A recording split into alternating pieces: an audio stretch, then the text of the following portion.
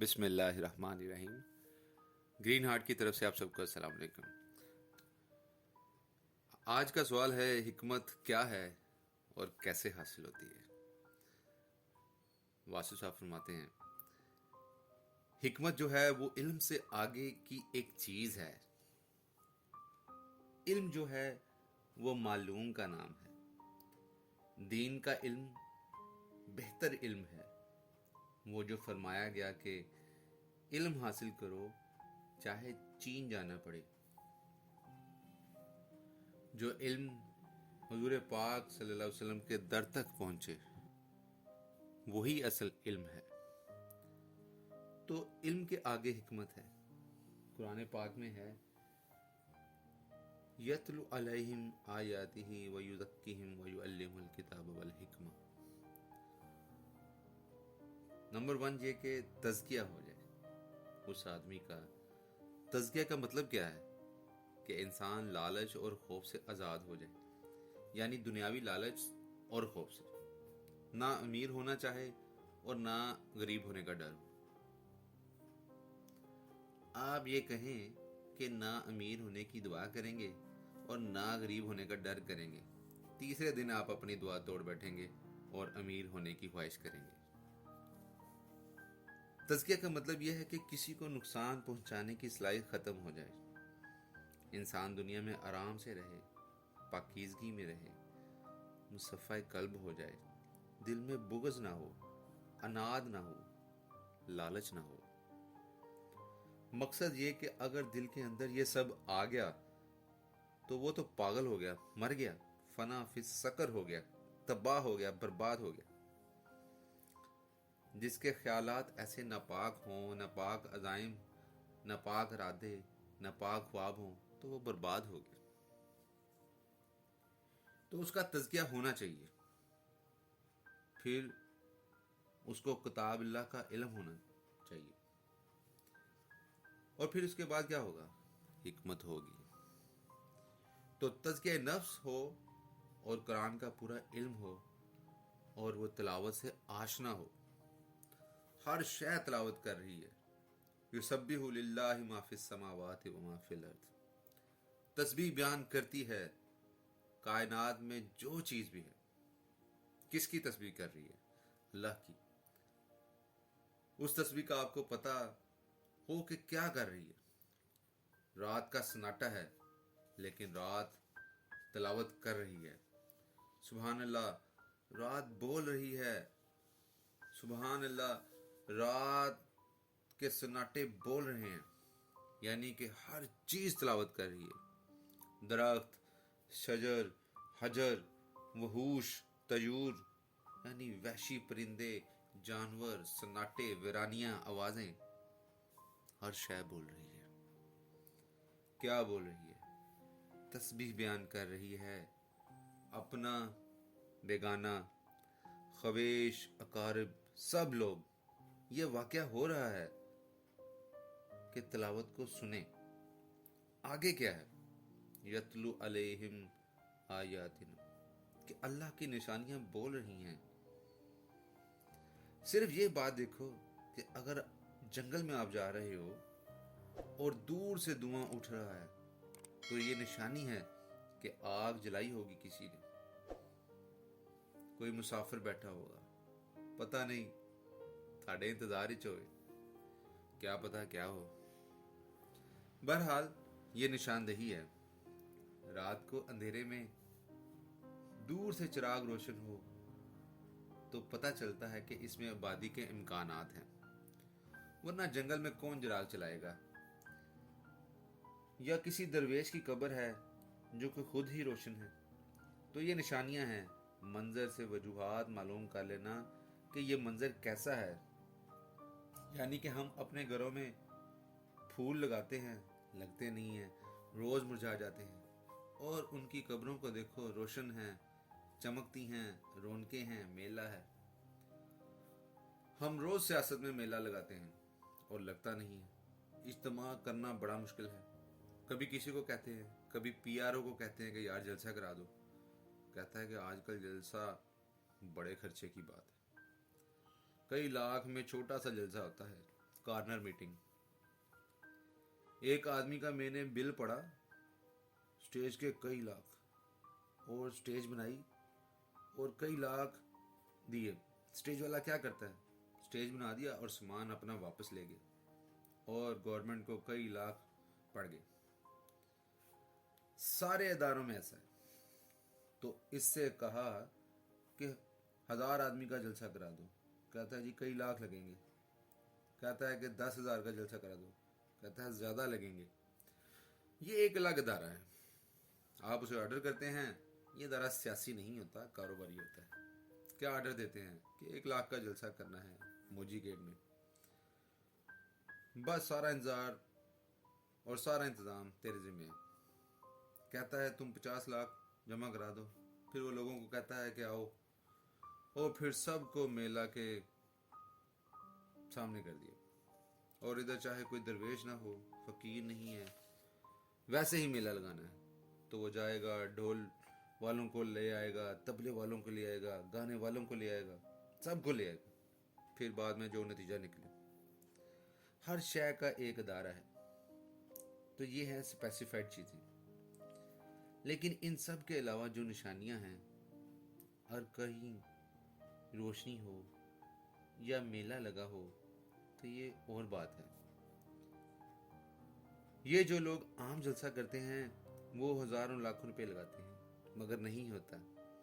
اور فقیروں کے ہاں بڑے جلسے ہوئے ہوتے ہیں. ایک آدمی اگر کہتا ہے کہ داتا صاحب جانا ہے, لیکن جس دن تنہائی ہو, تو یہ جانا ہی نہیں چاہتا. یہ کیسے جائے گا داتا صاحب, تنہائی کدھر سے آئے گی؟ تنہائی تو کوئی کرنے نہیں دے گا ان کو, لہذا وہ تنہا نہیں ہوتے. اور دوسری طرف ادھر کوئی بندہ اکٹھا نہیں ہوتا.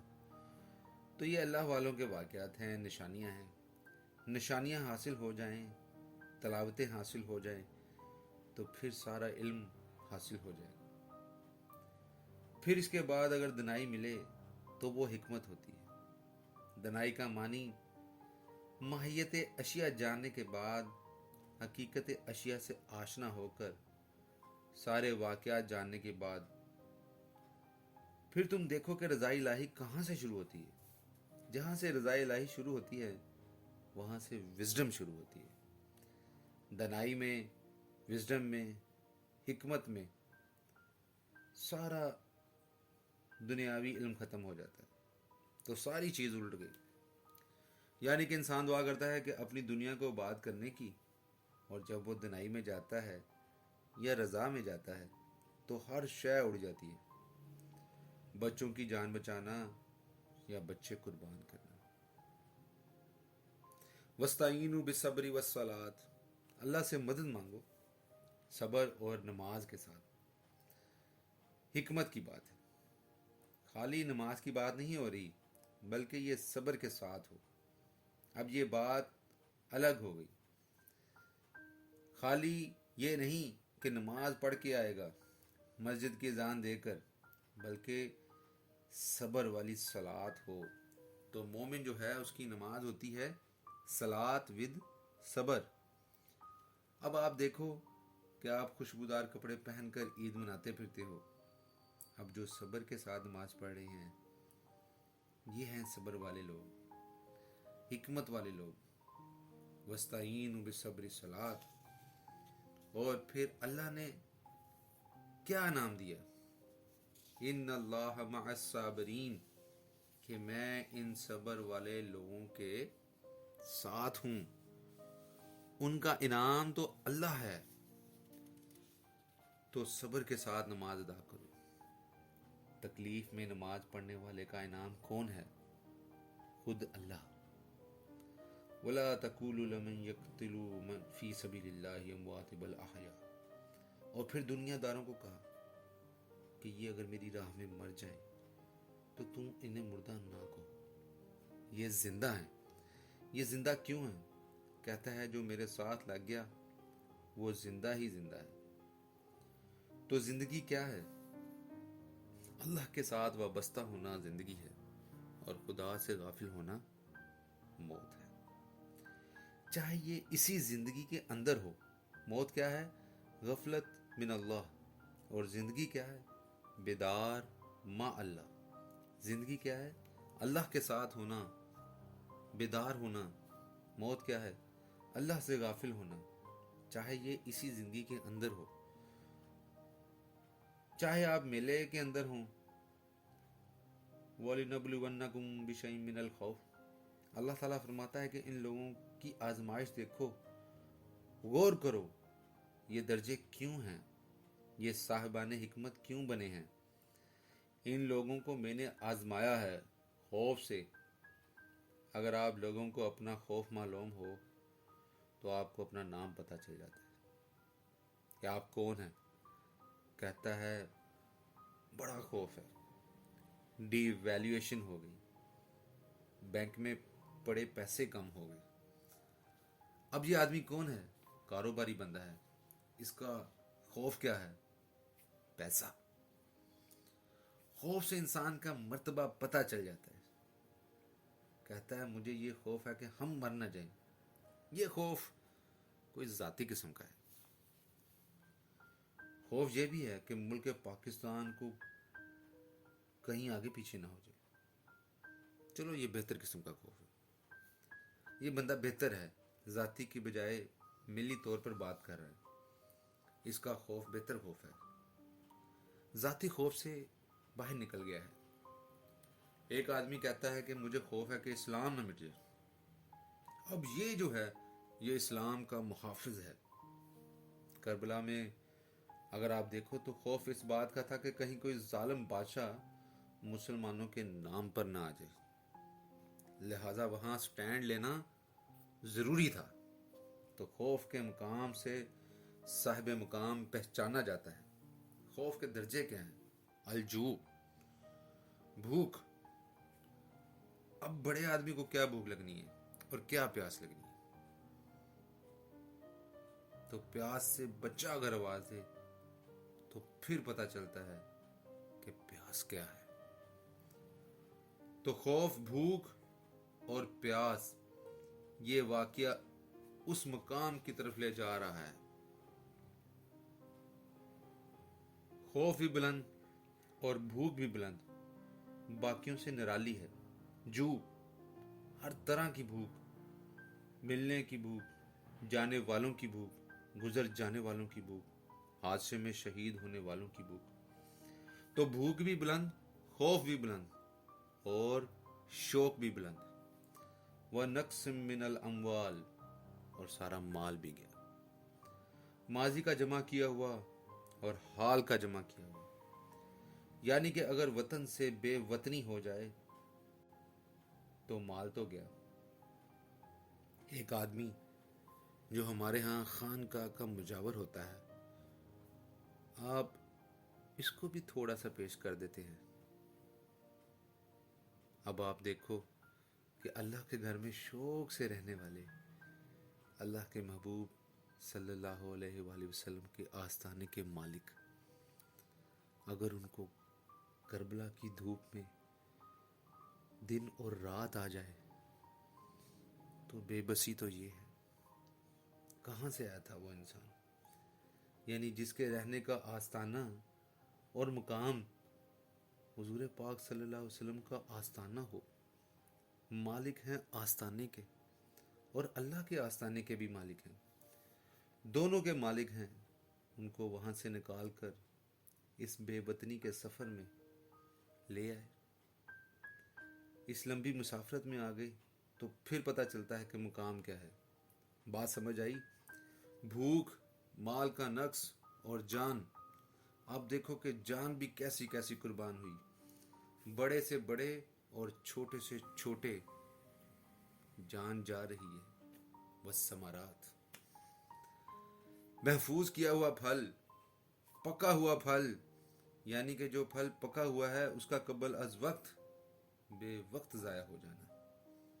اللہ کیا کہتا ہے؟ میں نے آزمایا یا آزماؤں گا. اب یہاں پر کیا ہے؟ یہ اللہ آزما رہا ہے. اگر کوئی انسان آزمائے تو کیا کریں گے؟ فائٹ کریں گے. اب پتہ لگ گیا کہ یہ تو اللہ کر رہا ہے. वबश्शिर साबिरीन, और सब्र वाले क्या है, इज़ा साबत हम मुसीबत, जब उन पर कोई मुसीबत आती है तो क्या कहते हैं, इन्ना लिल्लाहि व इन्ना इलैहि राजिऊन, हम अल्लाह की तरफ से हैं, उधर ही जाना है, हमारा दुनिया में है ही क्या। असली मुसाफरत यहाँ से शुरू होती है कि हम उधर से आए हैं, उधर ही जाना है, यहाँ हमारा है ही क्या। यानी उसने भेजा सफ़र पर और उसने बुला लिया सफ़र से, हमारा है ही क्या। ये हमारा क्या है से क्या मुराद है कि अपने ताल्लुकात से ला ताल्लुक हो गए। कहता है कि आपका बेटा गया, कहता है कि उसने भेजा था बेटा उधर है तो मैं भी उधर, उसने बुलाया है तो जा रहे हैं। ये नहीं कहता कि छोड़ के जा रहा हूँ, कहता है बुलाने वालों के पास जा रहा हूँ, भेजने वालों के पास जा रहा हूँ।